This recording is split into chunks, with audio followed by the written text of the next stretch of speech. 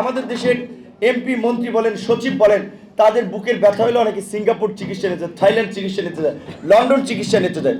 আমার আপনার সর্বোচ্চ শেষ ভরসা প্রাইভেটের মধ্যে ধরেন যদি যান ল্যাবিড, পপুলার, ইবনেসিনা, তারপরে আবার প্রাইভেট হসপিটালগুলোতে না, যেটা বলছি যে যদি প্রাইভেট ধরেন আর ঢাকা মেডিকেল সহ সরকারি হসপিটাল তো আমাদের সেখানেই লাস্ট ভরসাটা যেতে হয়।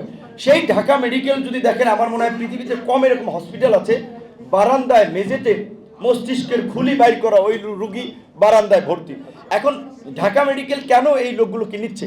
কারণ দুনিয়ার সমস্ত রুগী ঢাকা মেডিকেলের ডাইরেক্টর যেটা বলে, ভাই সব জায়গায় রিফিউজ করলে আমরা রিফিউজ করতে পারি না, আমাদের কাছে পাঠিয়ে দেয়। তাহলে আমাদের দেশে অন্তত 8টা এই যে 10টা বিভাগ, এই 10টা বিভাগীয় পর্যায়ে বিএসএমএমইউ কিংবা ঢাকা মেডিকেলের মতো 10টা মেডিকেল প্রয়োজন, কিন্তু দুঃখজনক করে নাই।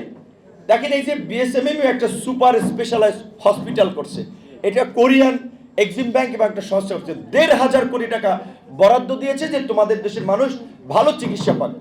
এই যে আমাদের যেটা চোরের খনি আমরা পেয়েছিলাম, এইখানে প্রত্যেকটা সেক্টরে অনিয়ম করেছে এবং ওদের কমিটমেন্ট ছিল আরেকটা হসপিটাল করা, ওরা সরে গেছে, ওরা আর করে নাই। তো নিশ্চয়ই এই যে দুর্নীতি এবং অনিয়ম রন্ধ্রে রন্ধ্রে বসে আছে, এই সরকার যদি আমাদের তাদের, আপনারা যেমন আমাকে এখানে ইনভাইট করেছেন যে আমরা আন্দোলন করেছি, সরকারের সাথে আমাদের একটা সরাসরি যোগাযোগ আছে, আমাদের ছাত্র বন্ধু থেকে শুরু করে আমাদের শুভাকাঙ্ক্ষী যারা পরিচিত খুব ক্লোজলি ছিল তাদেরকে আমরা সরকারে পাঠিয়েছি আমাদের চিন্তা ভাবনার প্রতিফলন এবং বাস্তবায়ন করার জন্য।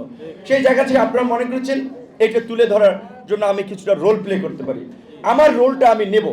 কিন্তু সরকারের যখন একটা মানুষ, আপনার বন্ধু কাছের লোক যখন একটা উচ্চ পর্যায়ে চলে যায়, তখন সেটা প্রতিষ্ঠানে কাজ করলে সেই প্রতিষ্ঠানের পলিসি অনুযায়ী নীতি তাকে গ্রহণ করতে হয়। আমি জনগণের পার্ট হিসেবে, আমি তো এমপি নেই, মন্ত্রীও নেই, কাজে আমরা এখন রাজনীতি করছি জনগণের অধিকার আদায়ের জন্য, জনগণের পাশে থেকে কথা বলে, জনগণের পক্ষে কাজ করে আগামীতে যখন ইলেকট্রাল সিস্টেম ঠিক হবে, একটা সঠিক নির্বাচন হবে, সেইখানে আমরা নির্বাচিত প্রতিনিধি হতে চাই। তার জন্য তাহলে অবশ্যই আপনাদের জন্য কাজ করতে হবে। আমরা সেই দায়বদ্ধতার জায়গা থেকে আমার সর্বোচ্চটুকু দিয়ে আমি কাজ করব এবং আমার ধারণা যে আপনারা